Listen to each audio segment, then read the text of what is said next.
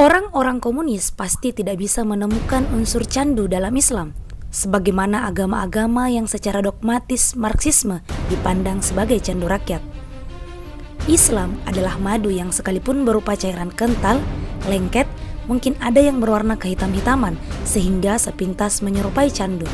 Namun Islam, obat penawar hati, rahmat, serta petunjuk bagi umat manusia. Saifuddin Zuhri, Menteri Agama terakhir Orde Lama. Pasca kepulangan Musso dari Uni Soviet, kader-kader komunis segera melakukan manuver untuk memuluskan misi pendirian Republik Soviet di Indonesia.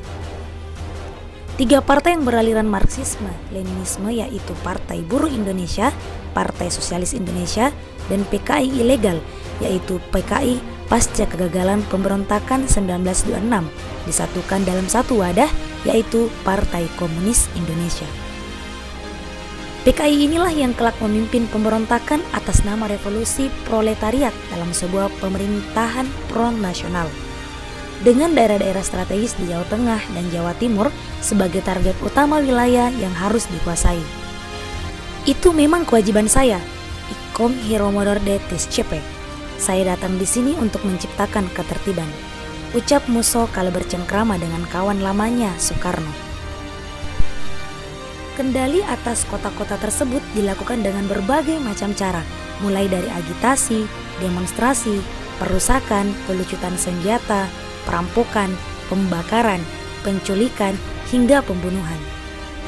Bermodalkan basis massa yang sangat kuat meliputi serikat-serikat buruh dan penduduk desa yang sangat peka dengan janji reformasi agraria, amukan mereka tidak hanya menyasar pemerintah resmi, tapi juga masyarakat dan ulama. Robert Jay, seorang antropolog Amerika, menggambarkan kekejaman PKI. Mereka menggunakan kekuatan mereka untuk melenyapkan bukan saja para pejabat pemerintah pusat, tapi juga penduduk biasa yang merasa dendam.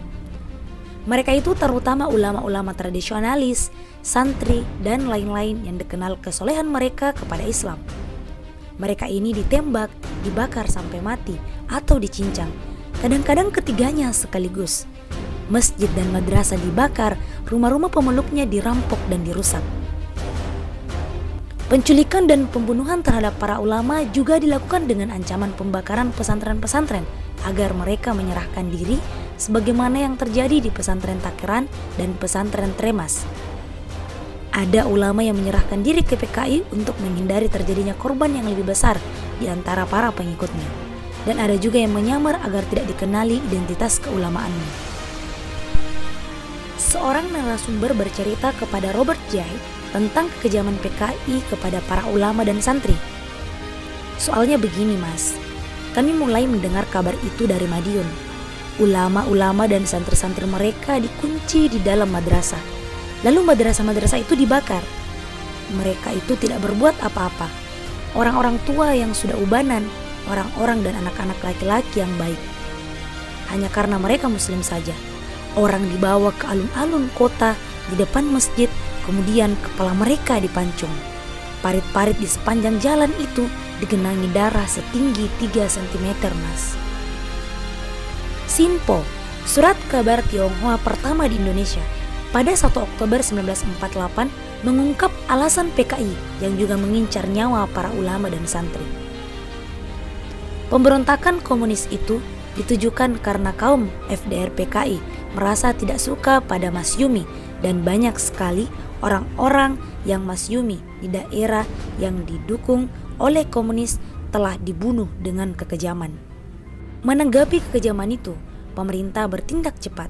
Walhasil, pada 19 Desember 1948, Amir Syarifuddin dengan pemimpin PKI lainnya yaitu Suripno, Maroto Darusman, Sarjono, Oe Gihwat, Arjono, Joko Sujono, Soekarno, Katam Hadi, Rono Marsono, dan Demangku menjalani hukuman mati di Desa Ngalihan, Karangayar, Solo atas perintah Gubernur Militer Solo, Kolonel Gatot Subroto. Sebelum dieksekusi, Amir dan kawan-kawannya menyanyikan lagu Indonesia Raya dan lagu PKI Internasional. Selesai bernyanyi, Amir menyeru, "Bersatulah kaum buruh seluruh dunia, aku mati untukmu." Kemudian mulailah mereka ditembak satu persatu. Revolusi memakan anaknya sendiri. Muhammad Nasir berkomentar atas pertempuran di Madiun yang berjalan 12 hari lamanya itu. Noda paling besar dalam hikayat Indonesia, kekejaman orang-orang yang telah iles-les atau diinjak-injak, moral dan undang-undang.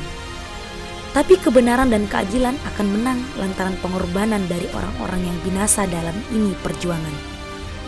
Saat dari direbut pulangnya, Madiun tidak nanti bisa dilupakan. Begitulah sepenggal kisah kekejaman PKI. Para ulama pun tak lepas dari amuk semangat revolusioner mereka yang berjuang tanpa dasar ketaatan kepada Allah. Alih-alih berjuang meninggikan derajat para kaum buruh dan proletar, yang terjadi justru sebaliknya, perusakan, kekejaman dan pembantaian. Itulah buah perjuangan yang bertumpu hanya pada akal yang dibisiki hawa nafsu syaitan.